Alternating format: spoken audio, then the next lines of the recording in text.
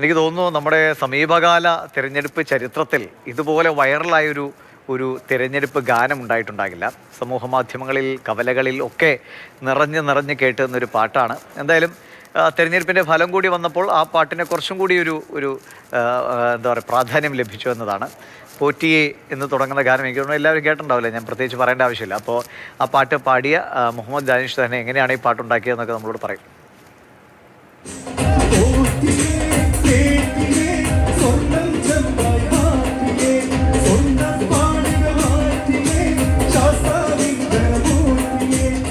തെരഞ്ഞെടുപ്പ് കാലത്തെ പല ട്രെൻഡുകളും നമ്മൾ കാണാറുണ്ട്.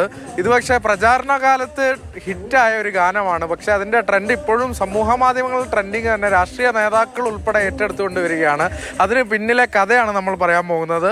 ആദ്യം തന്നെ അത് വൈറലാക്കിയ ആ ഗായകനിലേക്ക് നമ്മൾ പോവുകയാണ്. മുഹമ്മദ് ദാനിഷ് മലപ്പുറം സ്വദേശിയാണ്. എന്നാണ് ആകെ വൈറലാണല്ലോ, സോഷ്യൽ മീഡിയ നോക്കുമ്പോൾ ഇതേ കാണാറുള്ളൂ. എങ്ങനെയാണ് ഇങ്ങനെ ഒരു പാട്ടിലേക്ക് എത്തിയ?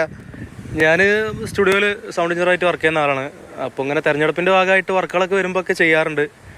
അങ്ങനെ ഇതേപോലെ നമ്മുടെ അനീഫ മുടിക്കോട് പറയുന്ന സംഗീതം ചെയ്യുന്ന ഒരാളുണ്ട്. അപ്പോൾ അദ്ദേഹത്തിൻ്റെ കെയർ ഓഫിലാണ് നമുക്ക് വർക്ക് വന്നത്. അദ്ദേഹം വർക്ക് തന്നു, ഞാനത് പാടി. പിന്നെ അത് CMS സുബൈർക്ക് ഉണ്ട്, പുള്ളിയാണ് പ്രൊഡ്യൂസ് ചെയ്ത് ഇറക്കിയത്.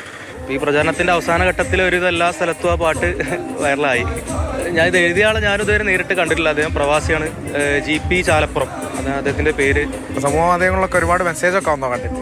ഉണ്ട്, നമ്മളെ സുഹൃത്തുക്കളും എല്ലാവരും പല പാർട്ടിയിലും വർക്ക് ചെയ്യുന്നവരൊക്കെ ഉണ്ട്. അവരൊക്കെ പോസിറ്റീവ് റെസ്പോൺസ് തന്നെയാണ്, അങ്ങനെ നെഗറ്റീവായിട്ടൊന്നും പറഞ്ഞിട്ടില്ല. എൻ്റെ പാട്ട് കണ്ടു എല്ലാവരും ഉഷാറായി എന്നൊക്കെ പറഞ്ഞത്. സ്വർണം കട്ടവൻ ആരപ്പ, സഖാക്കളാണ് അയ്യപ്പ,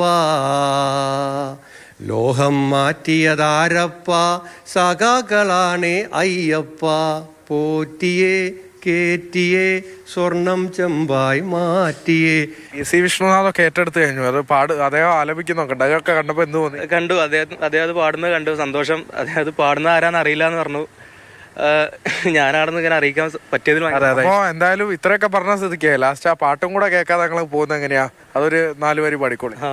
പോറ്റിയെ കേറ്റിയെ സ്വർണം ചെമ്പായി മാറ്റിയേ, സ്വർണ്ണപ്പാളികൾ മാറ്റിയേ, ശാസ്താവിന്ധനമൂറ്റിയേ, സ്വർണം കട്ടവനാരപ്പ, സഖാക്കളാണേ അയ്യപ്പ, ലോഹം മാറ്റിയതാരപ്പ, സഖാക്കളാണേ അയ്യപ്പ. അപ്പോൾ ഈ ശബ്ദമാണ് എന്തായാലും നമ്മൾ കേട്ടുകൊണ്ടിരിക്കുന്നത്, കൂടുതൽ ആളുകളിലേക്കും എത്തിക്കൊണ്ടിരിക്കുന്നത്. അതിനുടമ ഈ മലപ്പുറം കൂട്ടിലങ്ങാടി സ്വദേശിയായ മുഹമ്മദ് ദാനിഷാണ്. അനീഷ് തോട്ടയ്ക്കാടിനൊപ്പം അരുൺ അമൃതനാഥ്, മാതൃഭൂമി ന്യൂസ്, മലപ്പുറം. ദാനിഷ് അല്ല, പാട്ടുകാരനാണെന്ന് കേട്ടപ്പോൾ മനസ്സിലായി. ഇപ്പോൾ അരുൺ അമൃതനാഥുണ്ട്. അരുണേ, തിരഞ്ഞെടുപ്പാണ്, എതിരാളികളൊക്കെ ഉണ്ടാവും, ശത്രുതയൊക്കെ ചിലപ്പോൾ വരാമെങ്കിലും എല്ലാവരും നല്ല അഭിപ്രായമാണ് പറഞ്ഞതെന്ന് പറയുന്നു ഡാനിഷ്.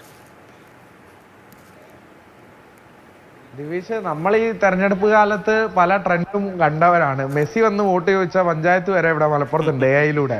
അങ്ങനെ ഈ പാട്ടിനെ പറ്റി പറയുമ്പോൾ നമ്മൾ തന്നെ നാവിൽ അറിയാതെ ഈ പാട്ട് പാടി പോയിട്ടുണ്ടായിരുന്നു. കാരണം കവലകളിലാകെ ഈ 1.5 മാസക്കാലം നീണ്ട പ്രചാരണത്തിലുടനീളം നമ്മൾ ദിനപ്രതി ഈ പാട്ട് ഇങ്ങനെ കേട്ടുകൊണ്ടേ ഇരിക്കുകയായിരുന്നു. അത്രമേലൊരു ട്രെൻഡായിരുന്നു. പിന്നീട് അത് കഴിഞ്ഞ് ഫോൺ എടുക്കുമ്പോൾ ഫോണിലും ഈ സോഷ്യൽ മീഡിയ ട്രെൻഡുകളിലൊക്കെ, ഇൻസ്റ്റാഗ്രാം റീലുകളിലൊക്കെ ഈ ട്രെൻഡായി തന്നെ ഈ പാട്ട് വരികയാണ്. ഇതിന് മുന്നിലൊരു സർഗാത്മകതയുണ്ട്, ഒരു ക്രിയേറ്റീവായുള്ള ഒരു ഐഡിയ കൂടി ഉണ്ട് എന്നുള്ളത് കൂടിയാണ്. കാരണം സമകാലികമായ വിഷയങ്ങൾ തന്നെയാണ് ഇത്തരത്തിൽ പാരഡിയും ഒക്കെ ആയി വരുന്നത്. അപ്പോൾ ഒന്നിനൊന്ന് മത്സരിച്ചുകൊണ്ടാണ് ഇത്തരം മുന്നണികളൊക്കെ ഇങ്ങനെ പാട്ട് എഴുതുക. അപ്പോൾ ഈ വിഷയവും ഇതിൻ്റെ സമകാലികമായ ഏറ്റവും കത്തിയുന്ന വിഷയമാണ് ശബരിമലയിലെ സ്വർണ്ണപ്പാളി വിഷയമൊക്കെ. ഈ വിഷയത്തിൻ്റെ പ്രാധാന്യം ഒരു തലത്തിലുണ്ട്.